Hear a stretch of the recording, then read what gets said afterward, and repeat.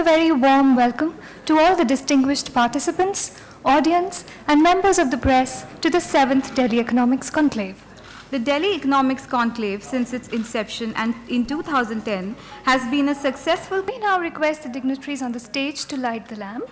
To do so, we request Ms. Ashwini Lal, Additional Economic Advisor, and Ms. Akanksha Arora, Assistant Director, to kindly come up on stage to assist our distinguished guests.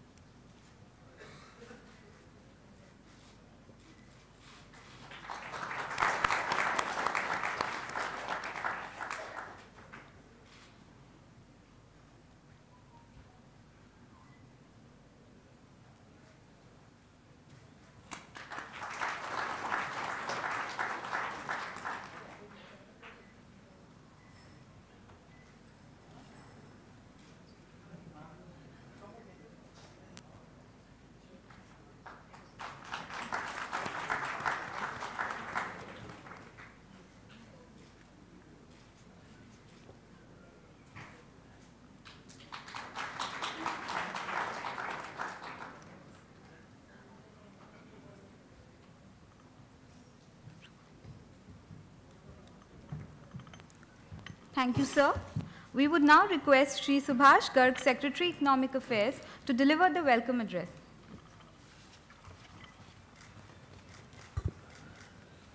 Good morning, everyone. It's my pleasure and I'm very happy to welcome you all for this 7th edition of Delhi Conclave. Our flagship event started in 2010.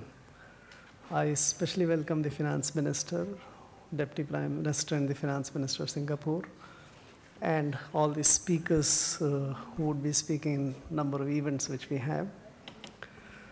We normally organize it in the month of December, but this time for various events we've advanced it to this month of July. We have excellent, very topical themes for discussion in this conclave. In the first session, we will have a discussion on India's development strategy and international engagement post-hyper-globalization phase. We are honored to have Deputy Prime Minister speak on it.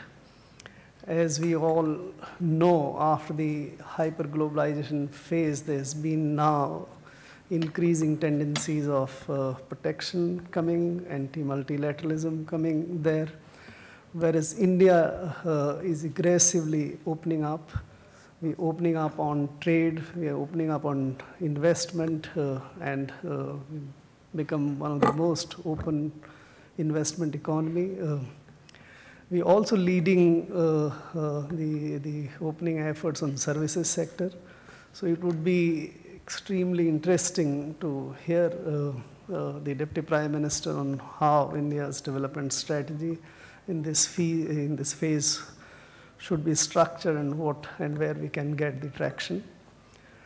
We also have a session on the future of cash, and we have Ken Rogoff here, who has not only written a book on it, but is considered to be the master of this business in the world. It is very topical in the context of what India did.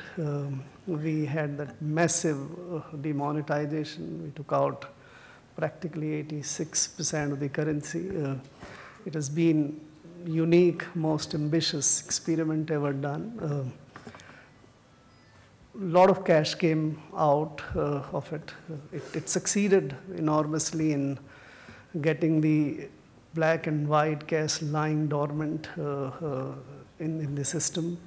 It also struck a big blow to the fake currency notes. It also provided fillip to the digitalization of economy, digital transactions. It received a big boost initially, but of late there is a sort of thaw in the increasing use of digital currency. We are now, we have about 10,000 crores of transactions taking place in the economy. Of that, about 1,000 crores is now digital in different forms. It went up to about 120 crore transactions a month. It, for last 2-3 months, has come down to about 90 to 100 crores per month. We will need to think about what need to be done to give a big push to the digital currency promotion. We would have in this next session, which deals with data as the oil of the 21st century, Mr. Nandan Lilkani, who again is a master of promoting the digital currency, so we would be looking to hear from him. Data, as we know, is becoming the theme describes as oil, but probably the blood of the entire economy. The data in manufacturing, data in services, so what you see in the form of robotics, artificial intelligence, and data-supported services. So it's transforming the 3D printing, it's transforming the entire economy. So it would be very interesting to hear him on the data as the future. And lastly, we will also have a session on the future of economics, and with stalwarts and giants of economic professions joining in that discussion. This should be very, very interesting to have this session. So I once again welcome the Deputy Prime Minister and the Finance Minister and all my colleagues, economist friends here to this conclave. It should be very, very interesting and should offer us a lot of future directions for future actions and policy. Thank you very much. All the welcome. Thank you.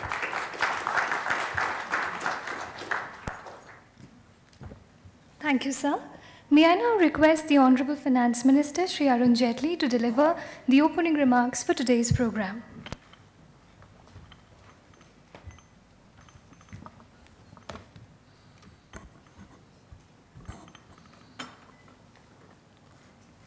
Dr. Tharman, the Honorable Deputy Prime Minister of Singapore, Mr. Arvind Subramaniam, the Chief Economic Advisor, Secretaries in the Ministry of Finance,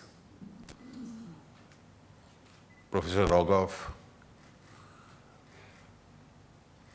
ladies and gentlemen. As the Secretary Economic Affairs mentioned, this is the 7th edition of Delhi's Economic Conclave. We've had an opportunity almost now for close to 3 years working with Arvind, and he's somewhat always been unconventional, and therefore his choice of subjects, his style of operation has not only won him many friends and admirers, but it leaves an imprint in the kind of organization that he does. And obviously in today's context, his list of invitees covers a broad spectrum of people with different views who've had an extraordinary large experience in their respective fields, wherever they've worked. I've had for now some years an opportunity of observing Dr. Tharman quite closely. He's certainly very highly regarded for his opinions on various subjects internationally. And in India, I think India has a special place in his mind and heart. He's here very frequently. He keeps a close eye on what's happening. In fact, the first Niti Aayog lecture, we had the privilege of hearing him for almost over an hour and then taking questions and interacting with all policymakers in India. And therefore, the challenges which India faces in today's context is a subject which he's very closely studied. And I'm quite anxiously waiting to hear from him. In addition to the developmental challenges in India, which obviously does include our ability to spend more on both physical and social infrastructure, particularly make a large amount of investment in rural India, in areas like healthcare, in areas like education, so that we are able to exploit the entire potential of our people. I think in today's context, with the nature of changes coming about, digitization and cash are two subjects which Arvind has very carefully chosen and got people with a great understanding of these two subjects to speak on them. If we look at this area which had conventionally been overlooked in India, and overlooked for a fact that we had almost reconciled to an Indian normal. And the Indian normal was that there was a very large amount of tax non-compliance. There was a huge amount of transactions which used to take place outside the system. And there was almost a helplessness in trying to deal with these situations. Every year in the finance bills, we would announce some changes which at best had a marginal impact. And I think the lasting impact of those marginal changes was not very significant. And therefore, steps had to be taken in order to make a very significant impact on this. And if we look at the totality of various steps which have taken, and rather than look at them in a conjoint manner, each one of them are decisions which will not only have a great long-term impact, but also has a substantial ethical rationale behind it. I think the first of these steps was, and I'm particularly addressing Professor Rogoff because he's going to be extensively speaking on this subject. He's been closely observing the India story in this regard, and he told me that his new edition is probably going to have a detailed comment on the India story as far as this subject is concerned. The first significant step was, which shook the system, was when a penal penalty after the initial opportunity was announced in what was called the black money law. That if you have monies outside the country, the consequences henceforth are going to be extremely serious. And I think a lot of people did get a sufficient indication that it was no longer safe to indulge in an activity of this kind. One easy format of conversion had always been the shell companies, a Benami route which was followed through multi-layering of companies, and then introducing cash and then bringing it back as your own investment. This had almost become a standard operating procedure. And this was not only used by people in businesses, it has been used to round-trip corruption money by politicians, by civil servants, and others. And I think not only the detection of this, but the decision to invoke the Benami property law in acquiring these assets by the state is going to be a big deterrent. And already the Revenue Department has started doing that. And therefore, the sooner this business of routing this money through the shell companies does collapse, I think the better it is going to be for the formal economy in this country itself. 1988, we legislated the law, and it's a typical illustration of inaction. The Law Ministry opined sometimes a decade and a half ago that the law was unimplementable. We left it at that, didn't frame rules and did not invoke the law. And finally, the 1988 law got invoked after amendments in 2016. And it's sending a shiver down the spine of those who conventionally use this company, this methodology of round-tripping of tax-avoided money or corruption money and bringing it back into the system itself.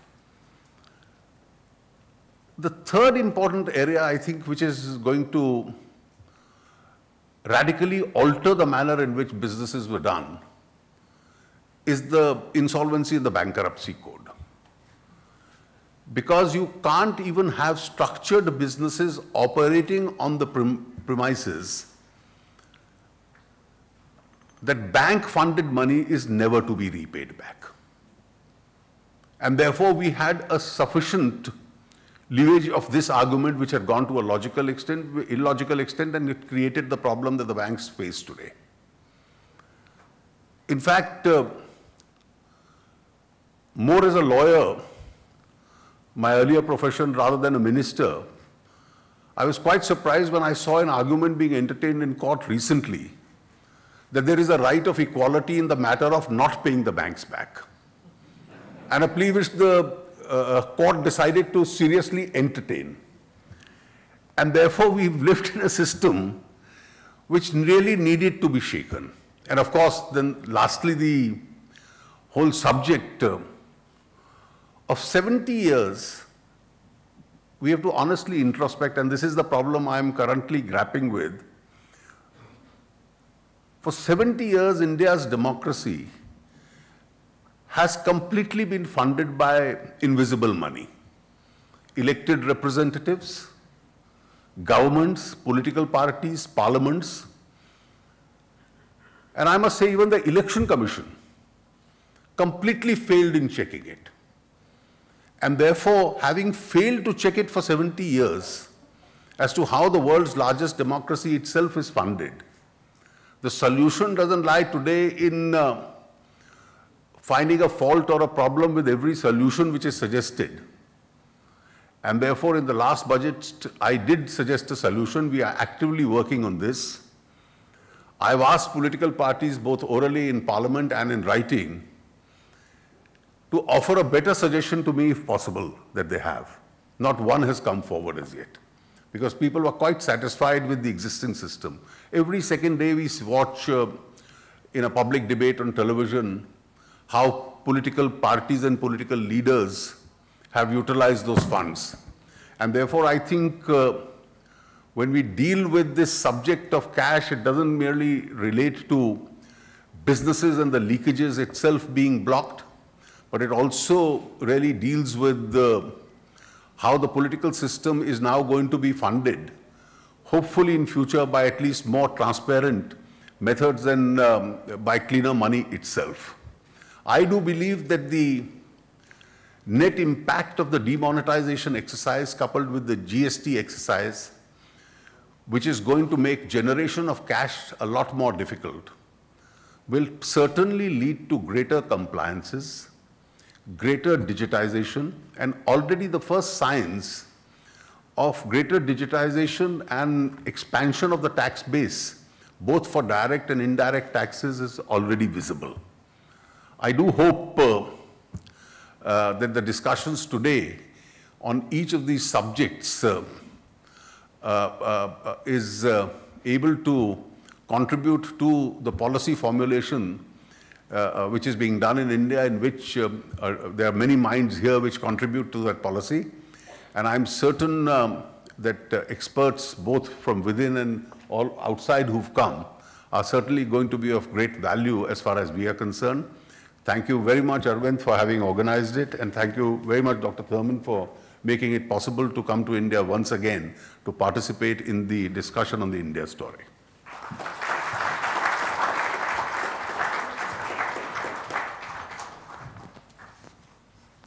Thank you, sir.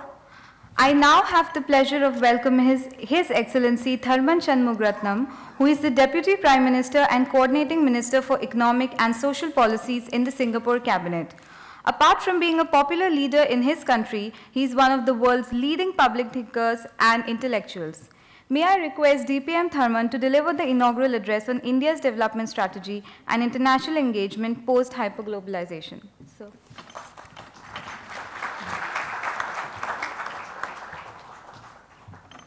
Sorry, Tharman, 1 second, yeah. Mr. Shanmugaratnam has been kind enough to leave some time for Q&A. He has to leave at about 11:10. So after his talk, we'll have a exchange with him as well. Yeah, thank you. Thank you. The Finance Minister, Mr. Arun Jaitley, Chief Economic Advisor, Arvind, Subramaniam, and my fellow speakers, Ken Rogoff, and everyone else who's here, including several familiar faces for myself. Thank you for inviting me. I was really looking forward to this. It's quite a unique occasion, a unique gathering of minds, and it's always been an occasion which provokes thought, provokes rethinking, not just amongst economists, but policymakers. So I was looking forward to being part of the occasion. Let me start by just saying that the challenges that I see India facing are really very similar to the challenges we are seeing everywhere in the world.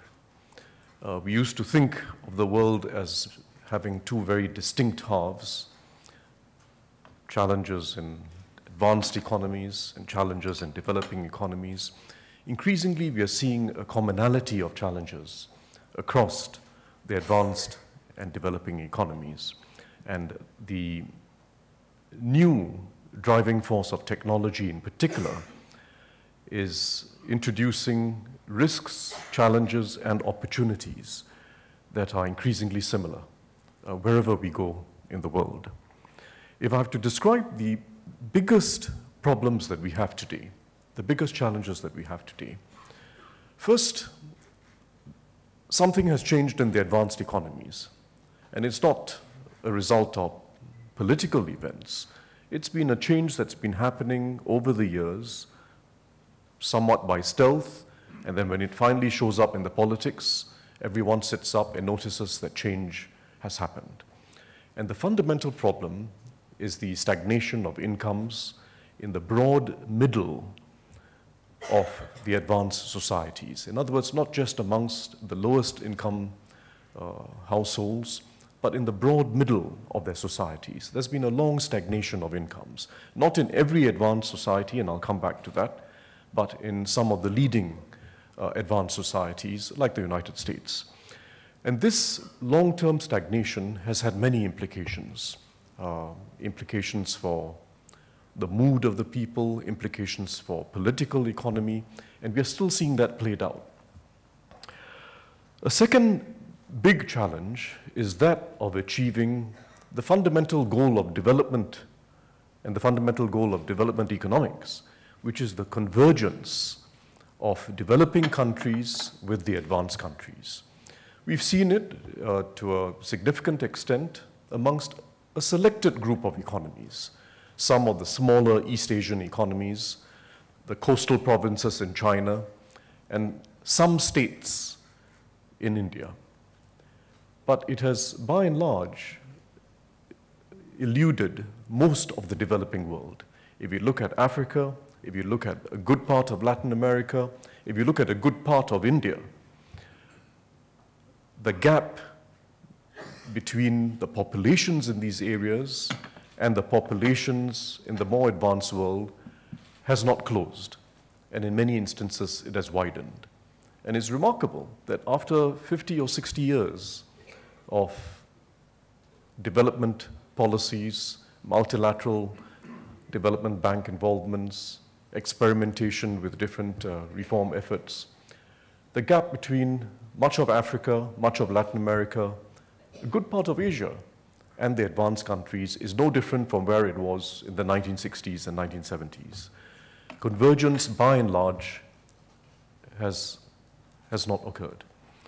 That's the second big challenge. The third challenge is somewhat less tangible, but extremely important.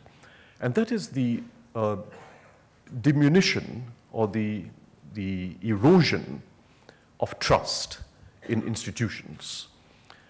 We see it in the way in which sentiment against globalization is now on a downward path.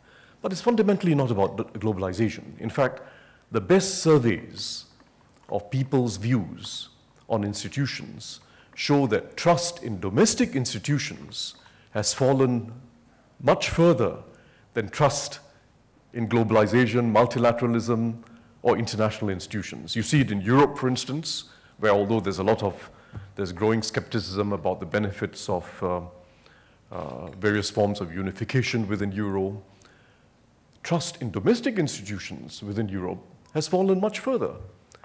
And you see that in the United States, you see that in many developing countries as well. Trust in governments, in legislatures or parliaments, trust in the media, trust in institutions generally has been eroded. We're not fully sure why, but it does seem to have something to do with the first two challenges I was talking about. The fact that we've seen a long period of stagnation of incomes in the middle of society, in the advanced economies, and the fact that in a large part of the developing world, we just haven't seen the catch-up or the convergence. I think it is still possible to combine globalization and inclusivity. It is still possible to achieve convergence amongst the developing countries. It's still possible to achieve inclusivity within societies, including the advanced societies, even in a globalized world. There's nothing in economics and there's nothing in politics that should stop this. And the reason why we haven't seen enough of it has been the failure of domestic policies. And it is domestic policies that are really the challenge and the opportunity. The challenge of combining participation in the global economy with inclusivity domestically rests on domestic policies. And we know that because there are exceptions that we can learn from. In the advanced world, if you look at Sweden, if you look at Germany, if you look at Japan, they have a much higher rate of engagement of people in the workforce, including young people in the workforce. Sweden has seen middle class incomes continue to grow. It's a highly globalized economy, in fact, far more globalized than the United States, for instance. But it can be done. Singapore, for that matter, has seen continuous growth of middle income people, the incomes of the middle class, as well as of the lower income group. Domestic policies matter. India's challenges and opportunities are larger and more complex than most, but the central challenges are the same as what we all face. And it has to be said that, and I say this as an external observer, although, as Arun mentioned, I take a great interest in India and have a great desire to see India succeed. It has to be said that India is making major strides in the right directions in the key areas. And I don't need to elaborate at length, but I think what you've been able to achieve in recent years in infrastructure, road, rail, ports, power, is impressive. Still a long way to go, because India has underinvested in infrastructure. Still a long way to go, but the momentum and the pace of change is impressive in recent years.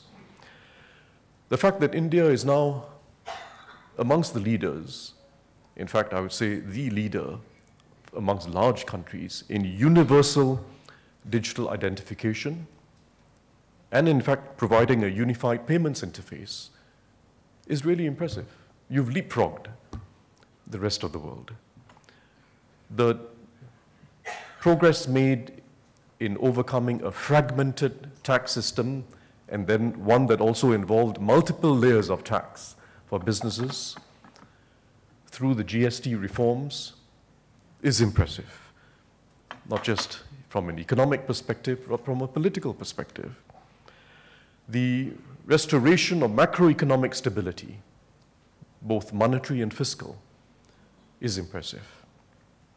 And most fundamentally, I would say, the intangible, changing the culture, and in particular, building political support for good economics.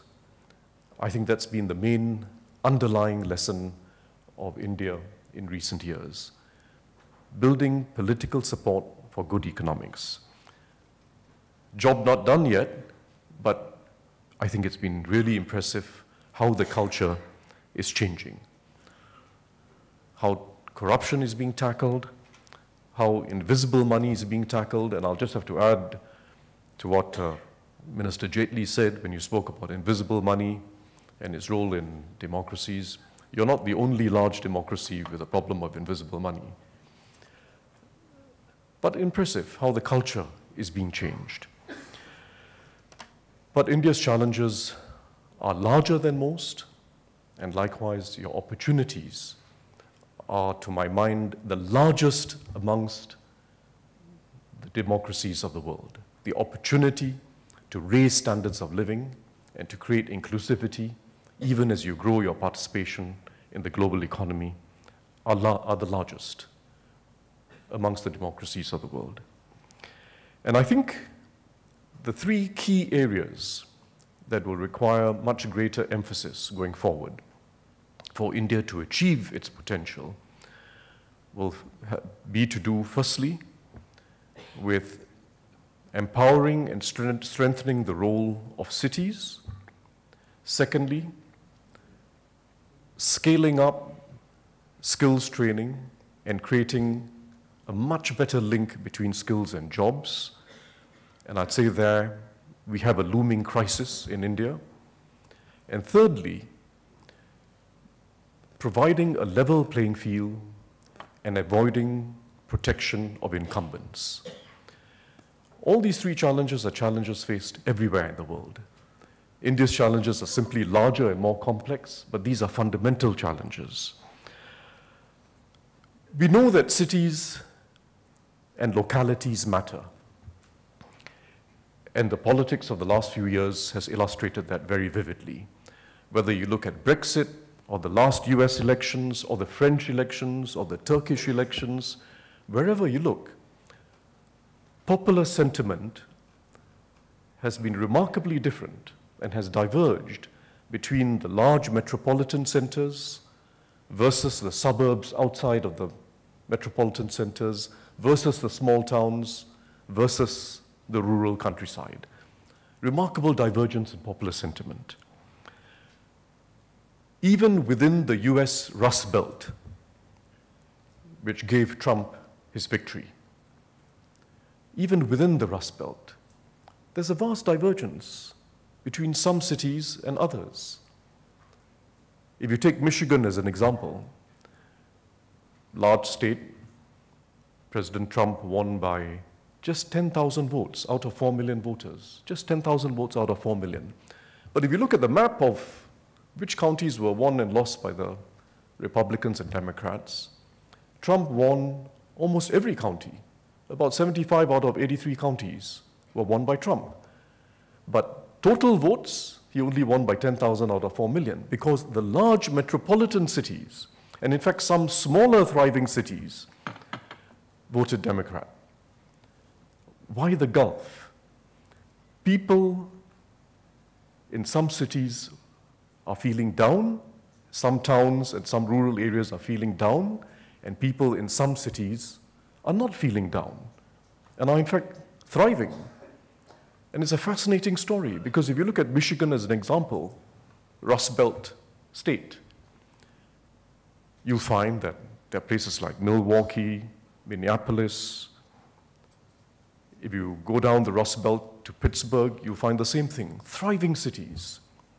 They were Rust Belt cities, which had industries that disappeared. But they've reinvented themselves, they're diversified. And there's a mood of optimism in these cities. People don't feel down. Even in smaller cities, like Kalamazoo, many of you wouldn't have heard of it. It's probably less than 100,000 people. Thriving. Kalamazoo in Michigan. So why is it some cities are doing well and other cities and towns are not doing well? The reason has to do with local government, local and state level relationships, and state and federal level relationships. And that is a massive opportunity for India. There's several reasons why we have to focus on cities. First, it is where we can best integrate quality of life initiatives, which are typically about infrastructure. It's where we can best integrate initiatives that have to do with providing clean water, wastewater treatment, solid waste management, public transport, the whole range of initiatives. If you have it run nationally, you'll end up having silos. If you have it run locally, it is under the charge of the mayor, someone is accountable for integrating, and there's tremendous synergy in the way we integrate these initiatives. Critically, it is also the way we empower citizens to be able to find fault where there's fault and to be able to drive change. It is at the city level that citizens can be empowered to drive change, to raise the quality of life and the quality of infrastructure. Second important reason is that ultimately the challenge is about creating communities of learning. That's the challenge of inclusivity. Whatever job people have, whatever previous education they have, everyone can improve, gain skills, have a good job, and keep improving in life if you've got a community of learning where it's not each man on his own. And communities of learning, particularly in large societies, are best organized at the city level. It's the relationship between the mayor, the educational institutions, the leading employers, the unions, the NGOs. It's a partnership. Because inclusivity at the end of the day is not just economic inclusivity, it's not just Gini coefficients and inequality numbers, but a social partnership. It's about social inclusion. And social partnerships can be immensely motivating for everyone who's involved in the partnership. The employer who takes pride in educating young people or retraining middle-aged people, those individuals themselves who feel that someone is investing in them and they want to put in even more effort themselves, the educational institutions and the local political culture that feels that it is delivering something through combined action. So cities are where social partnerships are best formed. And critically, I would say, cities are where the link between skills training and real jobs is best achieved. We don't have to look far for examples. India has them. I was struck by the fact that Bhubaneswar won a top award, international award this year. It was organized by the American Planning Association for smart cities. And what they did was quite interesting. They used technology to engage and empower residents to develop their own vision for the city and to help the local authorities to drive it. And this is a very exciting new approach that is taking place in India. Recently, Dr. Samir Sharma of your Ministry of Urban Development was in Singapore. And as he put it, when we think of smart cities, we have to start with people and help them to draw up a vision together with the local authorities and keep that culture of citizen empowerment going through smart cities. Smart cities are not about technology. They are about engagement, empowerment, and a way in which we achieve inclusivity, using technology as an enabler. The key has to do with funding of cities, giving them enough autonomy, but also holding them accountable. Transparency is critical. Funding, autonomy, transparency. Again, India has examples. And I notice Isha Aluwalia here, I must say that she's done exceptionally good work in bringing up the successful examples. Surat in wastewater treatment, Pune in solid waste management, which in fact Minister Jaitley was just telling me about yesterday.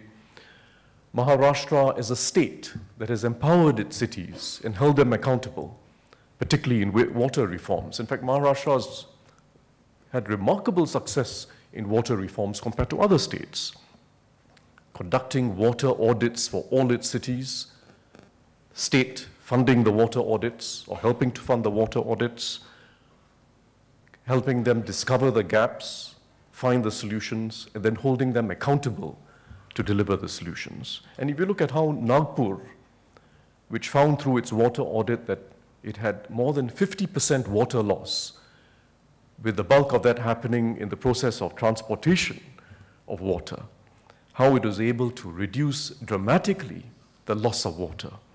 It's a very good story. How they set up a corporatized entity, 100% owned by the Nagpur city authorities, how they entered into a PPP relationship, not blindly, but a proper PPP relationship, how they went for economic pricing of water. These are examples that you see not just in Nagpur, but you can see these examples around the world of how things change. I would say particularly important too is the work that Niti Aayog is doing in benchmarking, because we need transparency to drive competition.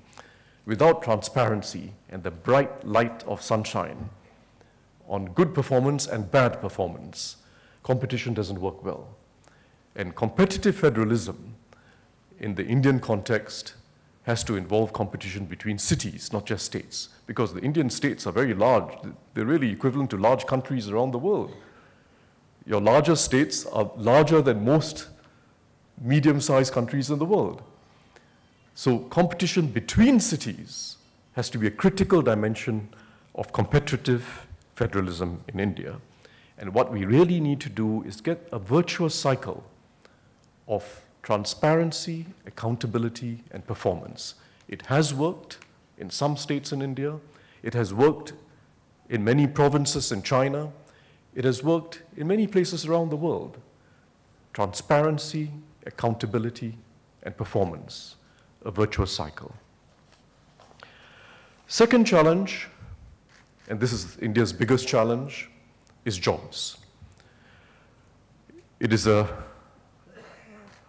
real challenge going forward because India has lost a lot of time. You've lost a lot of time because you have legislation, employment legislation that's really anti-employment. You've lost a lot of time because you have an education system that has not prepared people for the needs of the modern economy, and that applies to both the school system as well as the tertiary education system. And it's now a race against technology, which we all face. Robots and artificial intelligence have had limited effects so far in most economies, but the pace of change is going to accelerate. We see it in the United States. We see it here in India already. I've been looking at some accounts. If you go to Surat, you can meet specialty chemicals manufacturers who are introducing robots. You go to Aurangabad, auto parts manufacturers who are introducing robots and reducing headcount. It's already happening. High upfront capital expenditure in the robots, but in exchange for that, high quality because of a much reduced rate of mistakes, high productivity. Unfortunately, robots don't take breaks. And high certainty on future cost inflation. So high capital expenditure, but a lot of benefits that come out of that, and the capital expenditure is going down because robots are getting cheaper. So this is now a real challenge. The window of opportunity for labor-intensive activities is going to narrow in the years, is narrowing. And I would say if India doesn't make major and urgent changes in the next 10 years, we have a real problem on our hands. And the same is true for much of the developing world. The link between skills and jobs is critical. India has taken significant steps in skills training, but the link with jobs has been weak, and placement in jobs has been weak. And I think what's critical in this is the involvement of employers, not just in providing inputs and feedback on what curriculum should be provided in educational institutions, but involvement of employers in training, internships, apprenticeships, on-the-job training, deep involvement of employers in training. That is critical. That's how we get placement rates up. And I'm glad to see, by the way, that the placement rate in the skills center that India and Singapore are jointly running in New Delhi has been 100%. In fact, their motto is 100% employment from the first hour of graduation. That's the first challenge, creating a much better link between skills training and jobs, so that it's not wasted money and it's not frustrating for the individuals.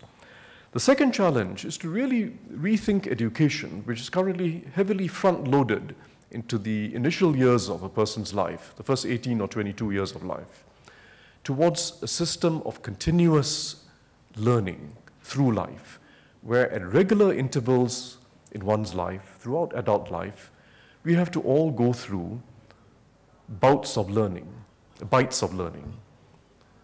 that involve not just conventional educational institutions, but involve employers, involve collaboration, and involve the communities of learning that I spoke about. I think that's going to be critical. It can be done. In fact, in Singapore, that's our most important economic and social strategy. We call it Skills Future, investing in people through life, and not just front-loading the investment early in life. That too is critical to growing skills that are relevant to the job market and relevant to real economic opportunities. And thirdly, first I spoke about the involvement of employers. Secondly, I spoke about lifelong investment in learning. Thirdly, think about the incentives we are providing, because India still incentivizes capital investment, labor replacing investment, so to speak, and needs to incentivize skills training more. We need to have, at the very least, neutrality of incentives between investments in skills training and investment in equipment and technological innovation. And we all face that challenge everywhere in the world.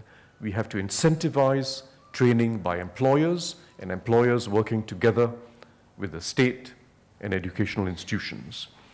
And finally, I think there's a real opportunity coming out of technology itself. The shared online platforms that are being developed offer great potential. They offer potential to break the market failure that exists now between skills and jobs, or training and jobs, because there's massive market failure, massive mismatch of skills and the real demands of employers.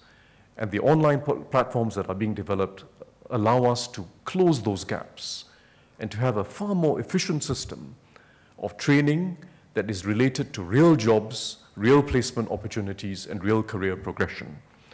But it's also very interesting how shared online platforms are leading to employment opportunities in the rural areas.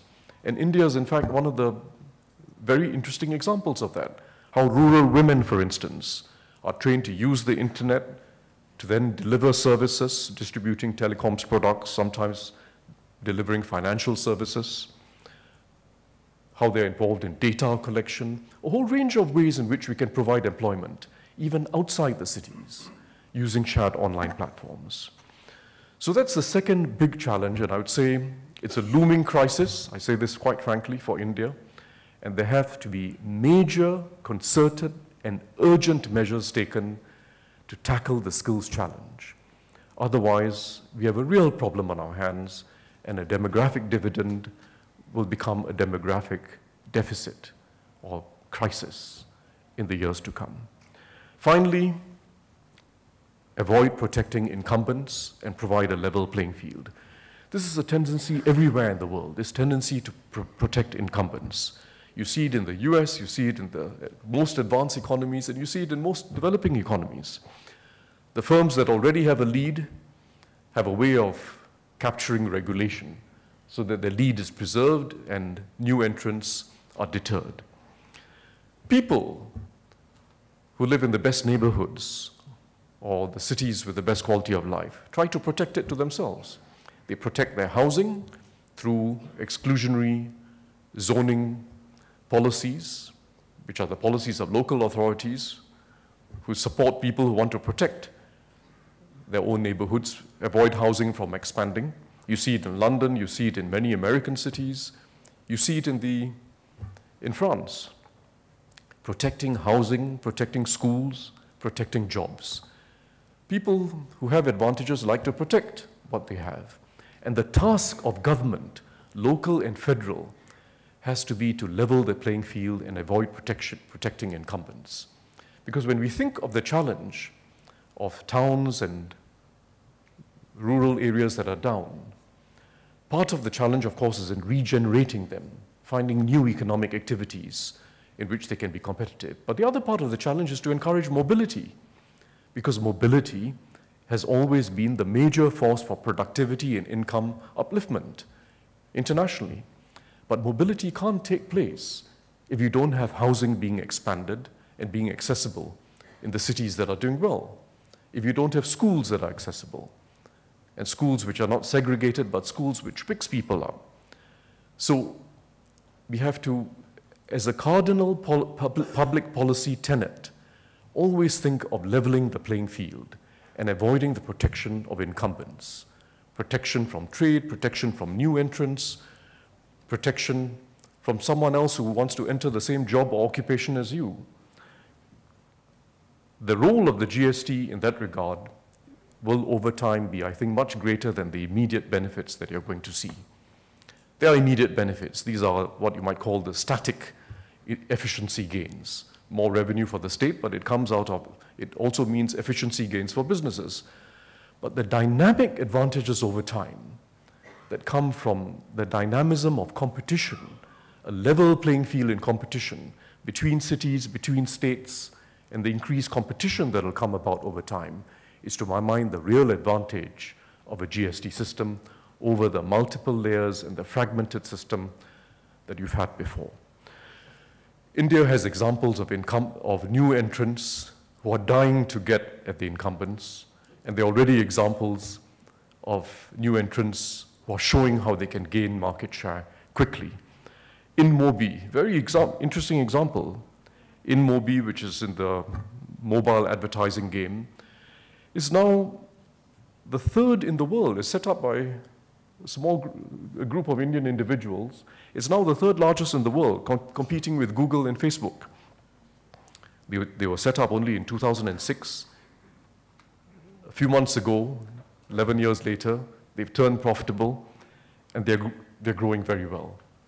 Upstart player, gaining market share, pushing the incumbents aside. Paytm in the digital wallet space, again growing very well. Indigo Airlines, for that matter, Vistara, new airlines that are gaining market share. It's remarkable what Indigo has done. It now has a 40% share of the domestic market. New entrants have a different urge, a different spirit of innovation, and we need that fighting spirit in all our economies. And I say this not just for India, but for Singapore and all our economies. Avoid protecting incumbents. Make sure that new entrants are able to enter every field. The competition is what produces productivity enhancements, innovation, and ultimately broad-based inclusion in economic growth. So to conclude, India's challenges are large, they're complex, They are weighed down by history as well as given confidence by history. But the challenges are essentially shared by all our societies. And I think if we get local empowerment and partnerships right at the city level, if we scale up skills training massively, but create a much better link with jobs through the engagement of employers, and if we avoid protecting incumbents, India will show how it is possible to combine globalization with inclusion. And it will show how you can get past this intriguing problem highlighted in the economic survey, the last economic survey, which is the fact that some of your states are moving further away from each other. The fact that the laggard states are not catching up with the most advanced states. In fact, the gap is growing. It's not a given. It's not an inexorable fact of economic life. It is a failure of domestic and local strategies. And it can be fixed. It can be fixed.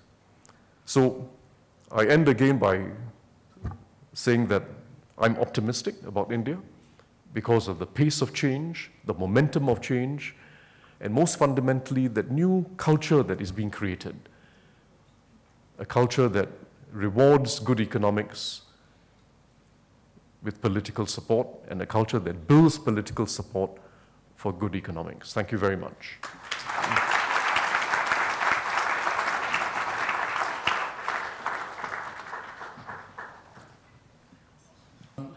I'm going to, the finance minister said I'm a bit of an outlier, so I'm going to live up to that reputation. When you hear Tharman talk, each time you talk, I say to myself, if I were God and I ruled the world, I would make him both Prime Minister of Singapore and Managing Director of the IMF at the same time, spend Monday to Friday in Singapore. Fortunately, Arvind is not God. Exactly. I have him on very good authority that he isn't God. Yeah. Anyway, Tharman, I think I would like to summarize what you said, in kind of your three domestic challenges. The first is what we called in the survey that basically India needs not just competitive federalism, but competitive sub-federalism as well. Making cities compete with each other. I think that's a very important thought. I think your third point is basically saying that you need policy that's pro-competition, not pro-business. That important distinction. That I would say not pro-incumbent business. And pro-incumbent, yeah, exactly. So it's got to be pro-business, but not pro-incumbent. But that's pro-competition in that sense. And I think a new phrase occurred to me, upstarts as startups or startups as upstarts, that kind of dynamism that we need in the economy. The second point you mentioned about education, I would say two things there. One is that all the research shows that the best way to acquire skills is actually having a job. And 75% of skills, this is even in India, are acquired by getting a job. So in some sense, there's a premium on getting a job even to endogenously acquire skills. On your education point, I agree completely with you. There's a great book written by Myron Weiner of MIT on the child in India. It talks about the historical neglect of education. There, to me, Tharman, the really big puzzle of India is the following. We keep saying, why doesn't the Indian state do more for education?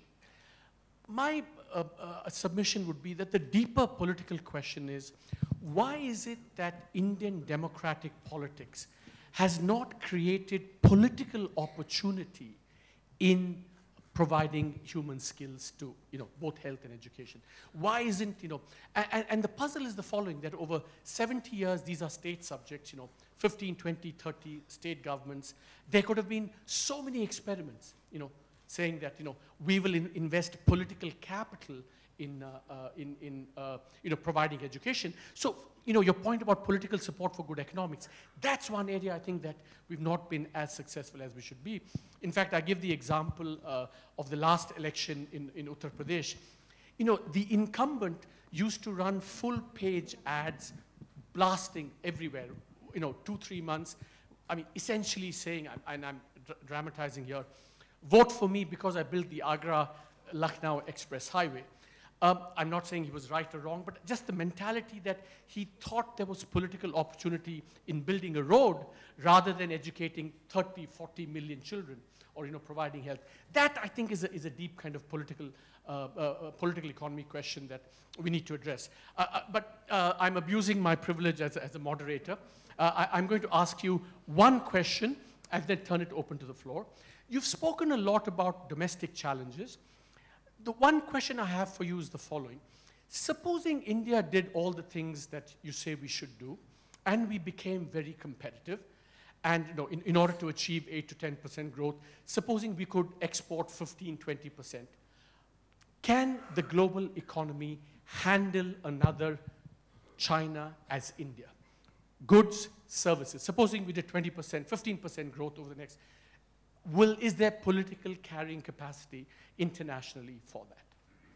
Well, I think that's a very good question. The simple answer to that is that for any level of global demand, and let's say global demand isn't growing at a rapid rate, even if you have a slow growth global economy, for that level of demand, there's a difference within each of our countries between having a higher level of exports and higher level of imports together compared to having a low level of exports and a low level of imports. High exports and high imports is a vastly superior strategy to low exports and low imports. And the reason for that isn't about demand, it's about supply. Engaging in the global economy and subjecting yourself to competition with the best and the near best means a constant dynamism. I think we have to take serious steps in the next 10 years to get export manufacturing going in India, in much of Asia, in much of the developing world. There's still an opportunity. So the simple answer is, there's no lack of market for exports if you're also willing to import more. If the world exports and imports for a given level of demand is better than a world that doesn't export and import. And the reason has to do with the supply side logic of innovation, productivity advancement, skills advancement, and then, as a result, income advancement. Okay, I'm going to throw the floor open to questions. And since we have about 15 minutes with Tharman, we want to maximize Tharman, not you. So the question has to be brief and just one question. No commentary, pontification, quick, snappy, brief, one question. Floor is open. Sunil, please. Can someone, mics, please? Or why don't I give you my mic? You made the point. Well, you made the point, sir. This is Sunil Jain from the Financial Express. You made the point that India's employment laws are actually anti-employment. There is a jobs crisis. Even the government, accepts it. So how do you explain the fact that when a government accepts that we have an employment problem, it presumably knows that there is a jobs law which is anti-jobs? How come no government, either of the day or before, is able to change anything? How do you get the government to change? You talked about an economy where good economics is good politics. So how do you explain this, and how do you get the political system to make the necessary changes in the law? Well, I think I'm obviously not qualified to answer that question, and it'll not be wise for me as a Deputy Prime Minister of Singapore to be answering that question. But let me just say that I think that when we talk about competitive federalism, it should also involve giving real autonomy to states and cities to be able to move ahead and move the boundary on labor legislation and land. I understand that, in fact, some of these provisions are in place and laws have been enacted some time ago, but we have to move ahead with some states and cities taking the lead and showing through results that it works. I think the gentleman there had, please. Yeah, in the political economy literature, it is often argued that the negligence to the education sector is largely because there is a hardly political gain to the government when there is whether it is their investment in education or not. So the gain from the investment in education, which is visible for the voting politics, is very less. As a result, it is being there is a long negligence to education sector. What is your opinion on this? Well, my view, and again speaking as an outsider, is that no one is really gaining from today's highly inefficient system of education in India. I don't see anyone benefiting from the fact that you've got high rates of teacher absenteeism, that you've got problems of nutrition at a younger level, that you have a mismatch between jobs and skills at the tertiary level. No one gains from it. I don't see government gaining from it or local politicians gaining from it. Employers don't gain from it, and certainly the individuals lose out because of this. So there's a major opportunity to improve the link between education and opportunities in the marketplace so that people feel motivated and that their investments in education, including family resources, pay off. There's a huge opportunity here. It has been interesting, as Arvind was pointing out, that there hasn't been enough political imperative to do this historically, but you can see things changing. And I think transparency is also bringing about change. If you look at the work that Pradham and others are doing as NGOs working together with government in providing transparency on the education problem, I think things can change. And also, Tharman, the interesting thing is that, you know, ever since growth took off in India, the private returns to education have gone up enormously. So sort of, you know, the point that the question was asking, that maybe either the gains are delayed compared to other thing, and therefore the political opportunity is less. That too is shifting with, you know, growth and higher private returns to education. But that in some ways deepens the puzzle. Why, if, you know, parents and others perceive this private returns to education, why don't they put pressure on the political process to deliver that more efficiently? Next question, yeah, please, yeah. Good morning, sir. I'm Surendran from Bharatiya Mazdoor Sangh. It's a labor organization. Sir, I want to one clarity with you. You are focusing more on the cities and urban areas. But how to balance between the rural areas, agriculture, and the cities? It is one of the pertinent questions actually before us. Please guide us. And of course, that's a very important very important question, because more than half of India's population lives and works in rural areas. First, I think if we look across countries historically, the biggest improvement in standards of living came from people moving out of low productivity agriculture into some sort of urban activity, and at the same time seeing an improvement in productivity in agriculture itself. How to achieve that? First, in India, in China, in much of Southeast Asia and other parts of the developing world, there has to be some scale in agriculture. The size of farms is far too small to be able to invest in mechanization, even good fertilizers, to be able to have a higher productivity level in agriculture, including higher yields. To give you an example, the average size of an Indian farm is about 1.3 hectares, to use the old British measurement. The average size of an American farm is something like 380 hectares, something like that.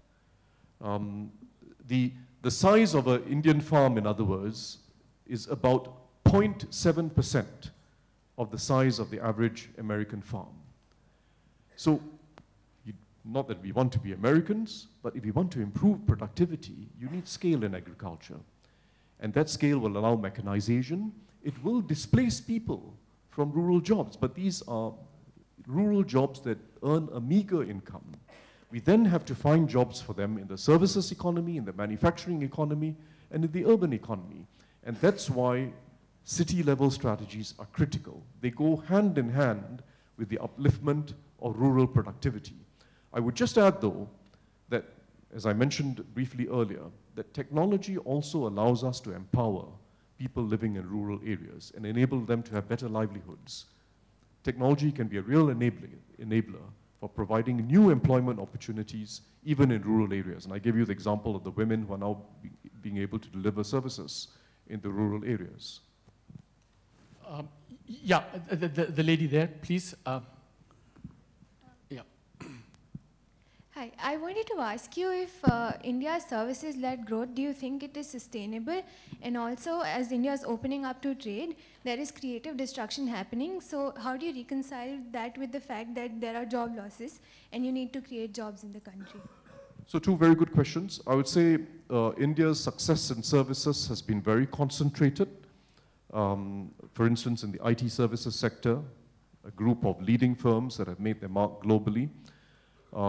It is not broad-based because the bulk of India's services sector is still in the informal economy, small enterprises, and with the inability to be able to transcend today's situation and move to a higher level of scale of investment in technology and of continuous innovation. So whether it's services or manufacturing, India has a problem of far too many small enterprises in the informal sector who are unable to move up to a high level. The problem of creative disruption is a reality globally. And in particular, the fact that the creation happens in some towns and cities and the destruction happens in other towns and cities. And that's why we really need local strategies. We need a way of regenerating the towns and cities that are on the destruction half of creative destruction. And there's been too much neglect of those towns and cities historically. Yeah, please, yeah. Sir, India is going to surpass China in population, and keeping in view the past experience, we are not able to take coercive measures, but the growing population is going to swallow all the benefits of development. What will you suggest, how India should control education and take further steps in the matter?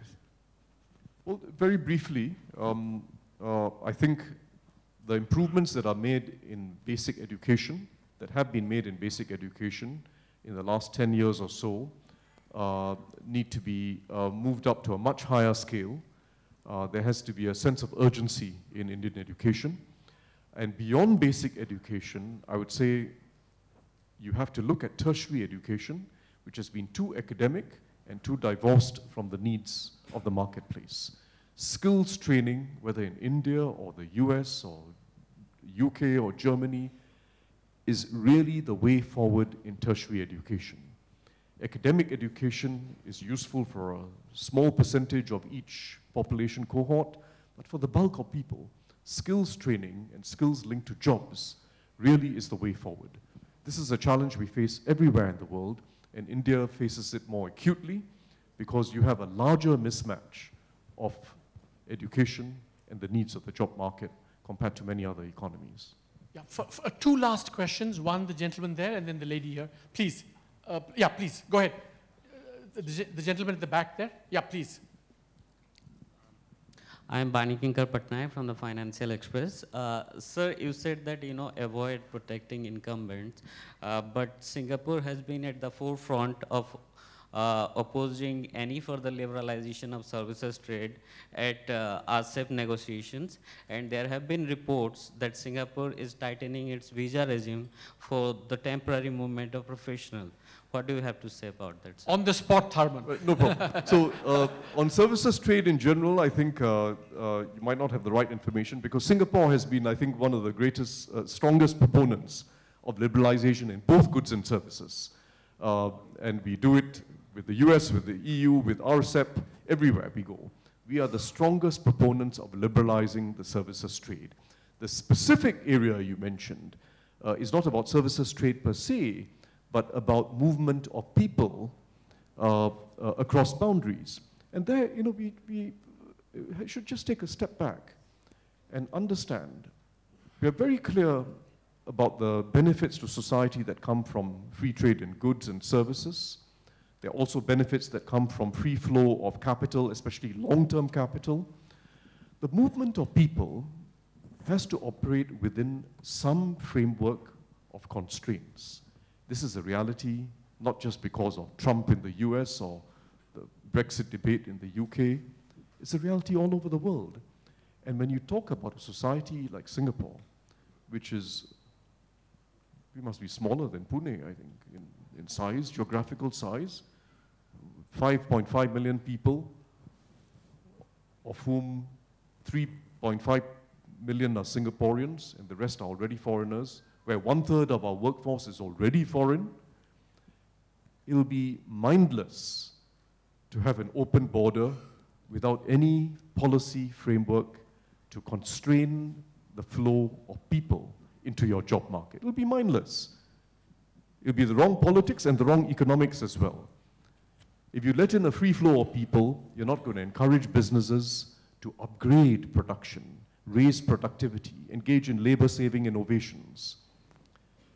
More fundamentally, you become a society where people don't feel it's their own society. When you're a small country like that, Singapore will never be Dubai. Let me put it that way. Last question, lady here, please. Thank you. Hello, my name is Sabina Dewan. I'm the executive director of a think tank called the Just Jobs Network. I really appreciated your emphasis on jobs and skills, but in countries where skills training has been successful, there have been, one, a requisite level of education, and two, industry involvement in having internships and apprenticeships and so on. India faces challenges on both those fronts.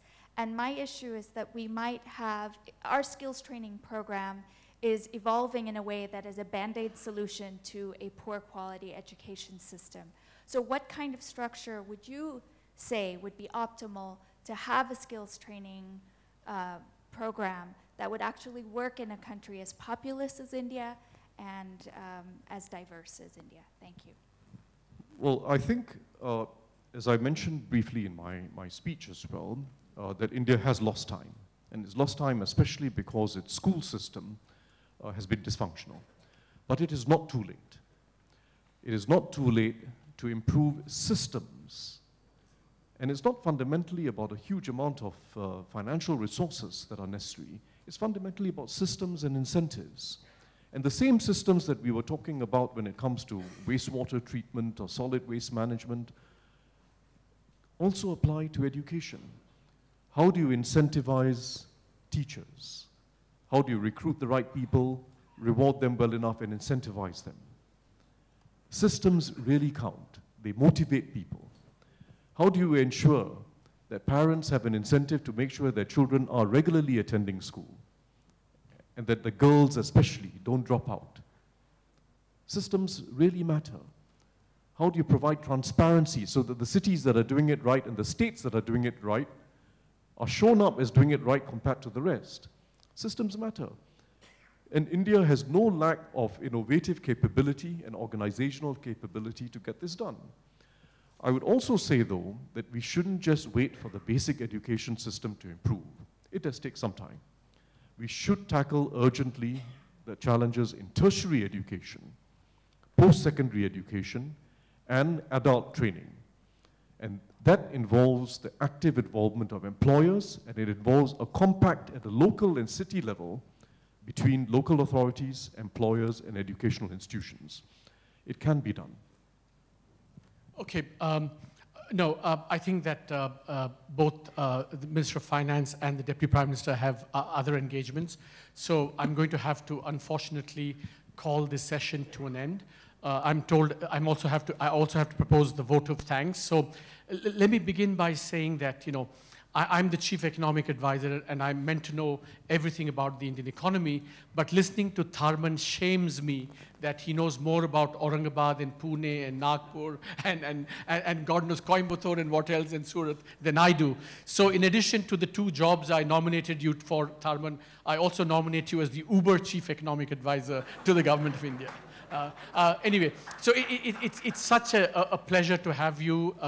We hope you will keep coming, as the Finance Minister said, keep coming and keep giving us the benefit of your amazing, sagacious wisdom. Thank you so much for giving this talk. Thank you for taking questions as well. Thank you to the audience for asking terrific questions. I also want to take this opportunity to thank profoundly the Honorable Minister of Finance for opening the deck. I mean, we all know that nothing happens without his support, the space, and everything that he does for us. So thank you very much, Minister. And of course, finally, one should I want to thank all my colleagues in the Ministry of Finance for also being so supportive. But above all, to the staff of the Economic Division of the Ministry of Finance, the coordination unit, who have done such a terrific job of putting the whole event together. We're going to have more stimulating sessions over the course of the day, so I hope you'll stay. Thank you very much, everyone. And now, I guess, move on to our next appointments and to the next session. Thank you all very much.